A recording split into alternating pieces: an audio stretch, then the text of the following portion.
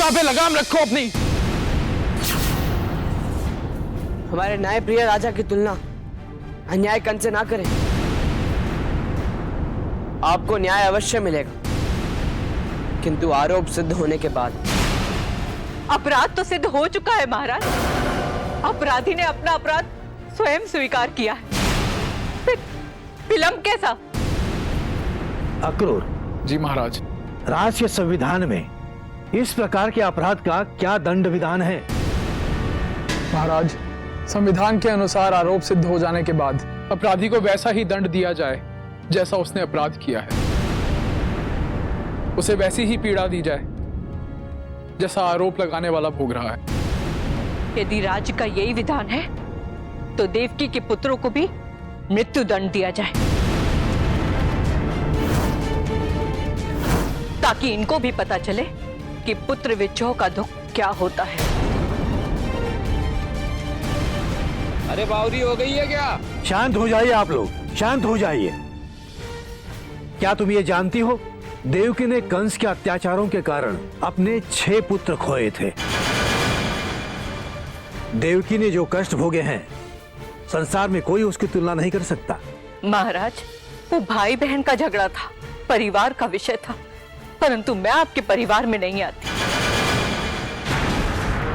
मैं आपकी प्रजा हूं और आपसे न्याय की आस रखती हूं, और यदि मुझे न्याय ना मिला तो मैं अग्नि की चिता सजाकर आत्मदाह कर लूंगी।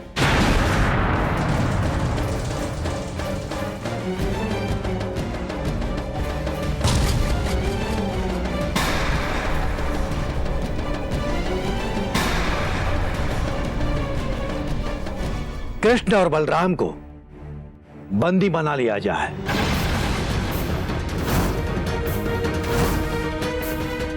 और सूर्यास्त से पहले दोनों को मृत्यु दंड दिया जाए।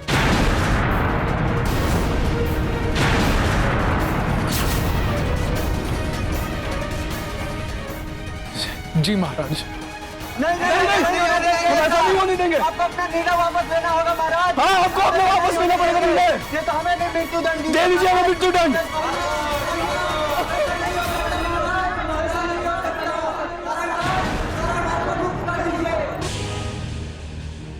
कान्हा, तुमने तो कहा था ना कि जीवन का एक अध्याय समाप्त होता है तो दूसरा आरंभ हो जाता है। तो क्या ये हमारे जीवन का अंतिम अध्याय है? दाऊ, नियति के ये सत्य को मैं नहीं जानता। मैं तो केवल एक सत्य जानता हूं कि जिस बंदी गृह में मेरा जन्म हुआ था,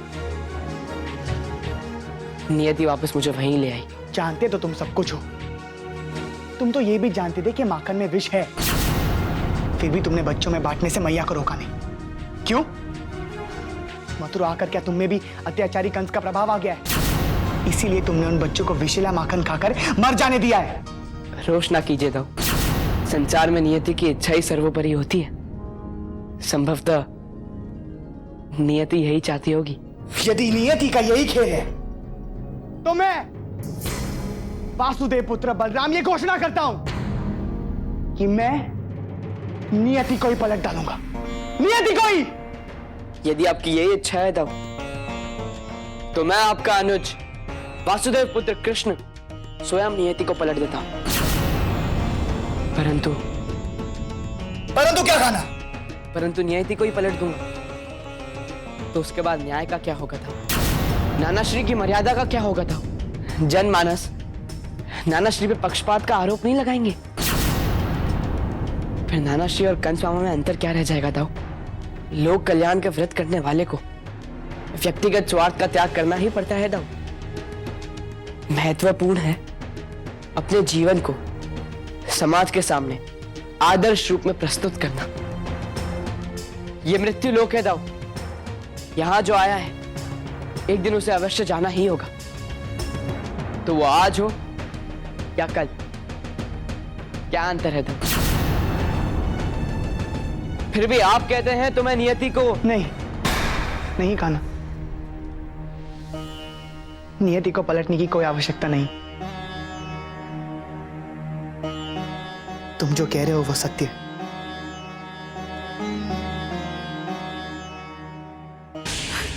अभागन हूं मैं।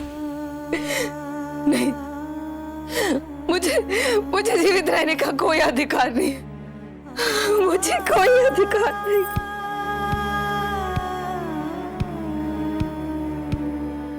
देवकी, नहीं देवकी, इसमें तुम्हारा कोई दोष नहीं है, ना ही अन्य किसी का। ये तो विधि का विधान है। ये कैसा विधि का विधान है? जन्म के इतने वर्षों पश्चात मैं अपने लल्ला से मिली, उसकी खुशियों का कारण बनने के बदले मैं उसकी मृत्यु का कारण बन रही हूँ। धैर्य रखो देवकी, संयम से काम लो। नहीं, संयम अब मुझे तभी मिलेगा जब मैं अपने आप को मिटा दूंगी। मुझे नहीं जीना है। देवकी, ऐसा करके तुम अनर्थ कर रही हो। अंतिम परिणाम आने से पहले अधीर होना उचित नहीं होता। ठीक है, तो मेरे लल्ला और बलराम के दंड के बाद उसी समय उसी स्थान पर मैं आत्मदाह कर लूंगी। जब मेरी गोद ही सूनी रह जाएगी तो मैं जीवित रह के क्या करूंगी? नहीं जीना मुझे। ताजरी, मेरे कृष्ण बलराम की रक्षा कीजिए ताजरी। ताजरी, मैंने उनके बिना अपने जीवन में बहुत दुख पाए हैं।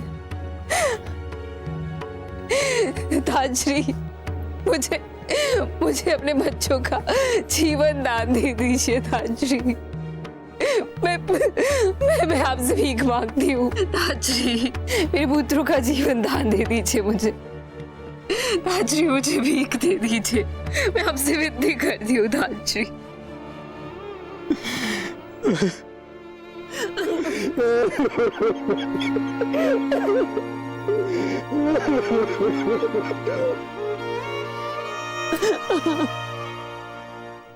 देवकी, काश मैं ऐसा कर पाता, काश मैं अपने प्राण देकर श्री कृष्ण और बलराम को बचा पाता। इससे तो ये उत्तम होता कि कंस ने मुझे कारागृह में मार डाला होता। आज मुझे एक काला दिन न देखना पड़ता। देवकी, मैं अपने तारणहार श्री कृष्ण और बलराम को कैसे बचाऊं? अब कुछ नहीं हो सकता, कुछ नहीं हो सकता। नहीं ताजरी, जब तक कृष्ण और बलराम की मैया जीवित है तब तक उनका बाल भी कोई बांका नहीं कर सकता। उन तक पहुंचने से पहले आपको और आपके न्याय को देवकी के शव को लांघना। ऐसा मत कहो।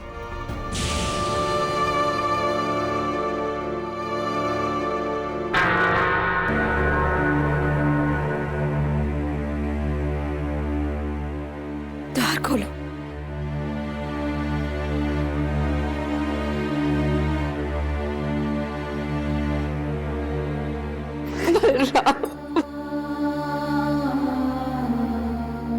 मैं जीवित रहना नहीं चाहती, मैं आत्मदाह कर लूं। मैया, ऐसा फिर कभी नहीं करना मैया। आपको मेरी सौगंध। ठीक है, सौगंध देकर तुमने मुझे रोक तो लिया, लेकिन तुम्हें भी मेरी एक बात माननी होगी। आज्ञा कीजिए मैया। इस न्याय के विरुद्ध तुम्हें विद्रोह करना होगा। परंतु ये तो राजद्रोह होगा। राजद्रोह हो या कुलद्रोह, मैं कुछ नहीं चाहती। मैं बस इतना जानती हूँ कि मैं किसी भी स्थिति में तुम दोनों को खोना नहीं चाहती। मैया, मेरा विद्रोह नानाश्री के न्याय पे प्रश्न चिन्ह लगा देगा, जो उचित नहीं है। हाँ मई, जीवन तो आनी जानी, आज है और कल का पता नहीं, परंतु जीवन का संदेश समाज और कुल को अवश्य मिलना चाहिए। हाँ देवकी, बलराम और कृष्ण सही कह रहे हैं।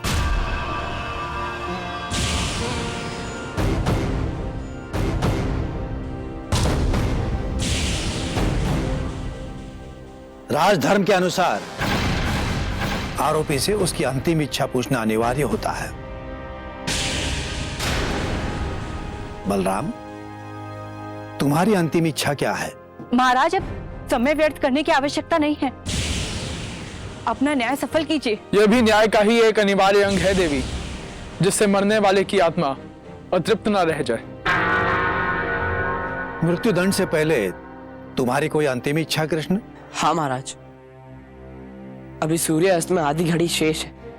इस आधी घड़ी में मैं एकांतवास और ध्यान साधना करना चाहता हूँ। अक्रूर जी, अभियुक्त की अंतिम इच्छा पूरी की जाए। जी महाराज। महाराज, ये इसकी चाल भी हो सकती है।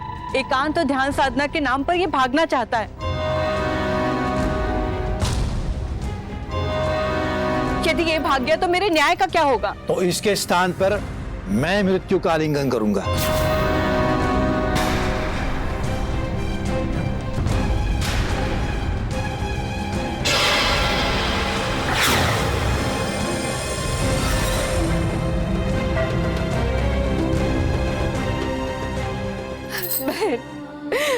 मैं अपने पुत्रों के जीवन की भीख मांगती हूँ तुमसे।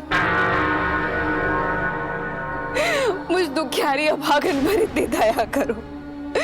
इस माँ की व्यथा पर दया करो। मेरे बच्चों के प्राण लेते पल तुम्हें दया आई थी, जो मुझे आएगी तुम्हारे बच्चों पर? तुम्हारे रोने बिलखने से मेरी छाती पिघलने वाली नहीं है। सुना तुमने? जानती हो, यदि एक अपराधी को उसके अपराध का दंड ना दिया जाए तो वो उस अपराध को अपना अधिकार समझ बैठता है। आज तो तुमने मेरे बच्चों के प्राण लिए, कल न जाने कितने बच्चों के जीवन को तुम नरक बना दोगे। ग्रहण बन जाओगी। तारणहार श्री कृष्ण की जय। तारणहार श्री कृष्ण की जय। तारणहार श्री कृष्ण की जय। तारणहार श्री कृष्ण की जय। तारणहार श्री कृष्ण की जय।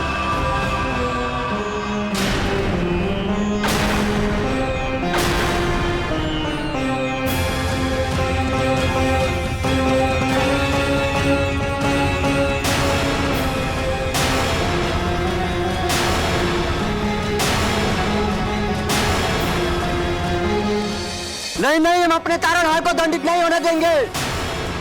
यदि इनका दंड वापस नहीं लिया जा सकता तो हमें भी संग संग मृत्यु दंड दीजिए।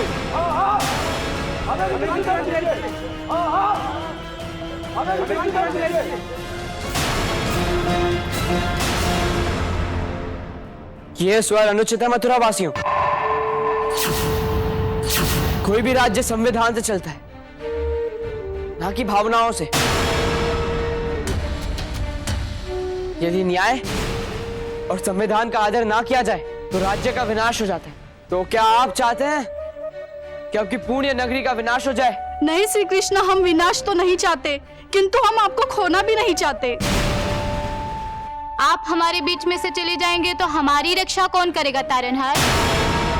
तुम स्वयं करोगे अपनी रक्षा, अपने भीतर मुझ जैसे कृष्ण को जन्म देकर, जो अन्याय, अनाचार, अत्याचार और अधर्म के विरुद्ध लड़ेगा, जो निर्भय होकर धर्म के पथ पर चलेगा। अब राज्य और संविधान का आदर करो। सूर्यास्त होने वाला है। यदि सचमुच मुझसे प्रेम करते हो तो शांत रहकर मुझे उसका प्रमाण दे दो।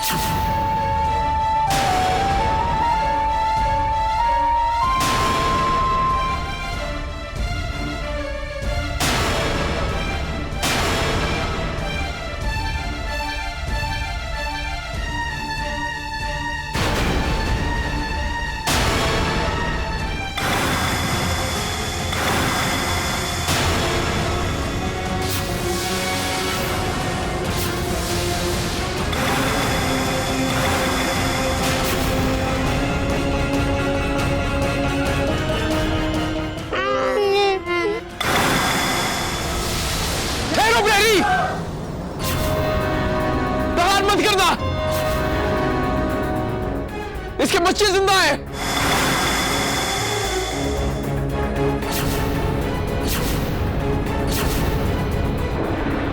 मेरे दोनों नातियों को मुक्त किया जाए।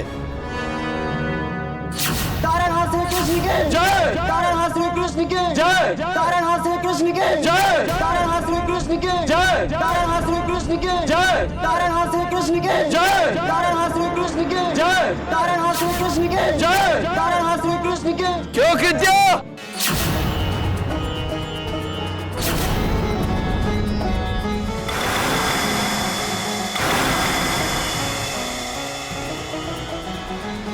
तुम्हारे साहस, पराक्रम और चतुराई की प्रशंसा करनी होगी कृत्या। दुष्टा, तू फिर यहां आ गई। सरिगो, बंदी बनाओ इसे।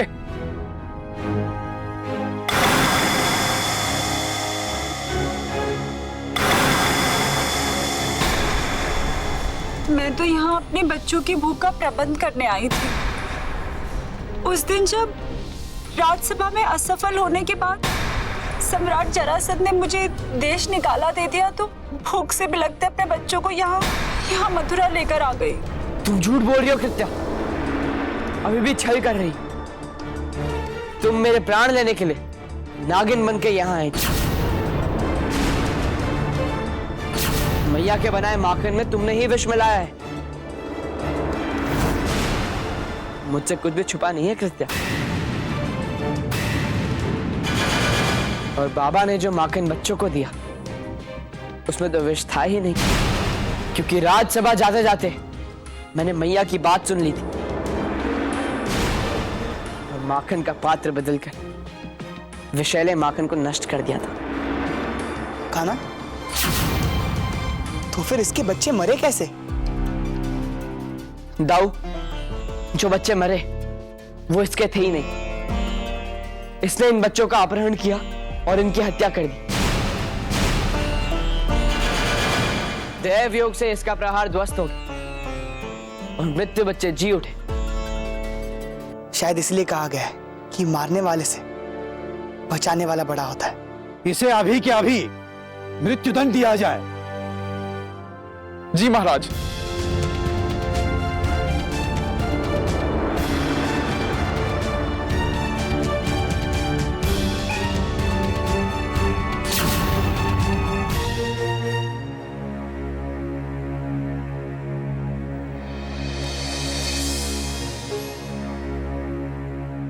कान्हा, हाँ दाऊ। एक बात है जो मुझे अभी भी समझ में नहीं आ रही। वो क्या दाऊ? जब वो बच्चे मर ही गए थे तो फिर वापस जीवित कैसे हो गए? काल के नियम के विपरीत ऐसी घटना कैसे घटित हो गई? बताता हूं दाऊ। जब मैं एकांत में ध्यान साधने गया था, उस समय कुछ मृत बच्चों की जीवन रक्षा के लिए यमराज का आह्वान किया था दाऊ। प्रणाम प्रभु।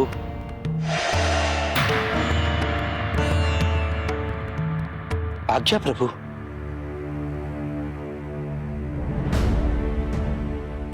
यमदेव, आप उस स्त्री के दोनों बच्चों को जीवित कर दें। यह असंभव है प्रभु। आगे बढ़ चुका काल कभी पीछे नहीं लौटता। किंतु यमदेव, बालक मार्कंडेय भी तो अल्पायु ही था ना, जब महारुद्र के रौद्र से भयभीत होकर आपने उसे अजर अमर कर दिया था। क्षमा करें प्रभु, वो जो एक बार हो चुका बार बार नहीं हो सकता। आप में सामर्थ्य है यमदेव, आप कर सकते हैं, यह आवश्यक है। काल अपनी नियति से बंधा है प्रभु, और काल की नियति को पलटना काल का अपमान होगा।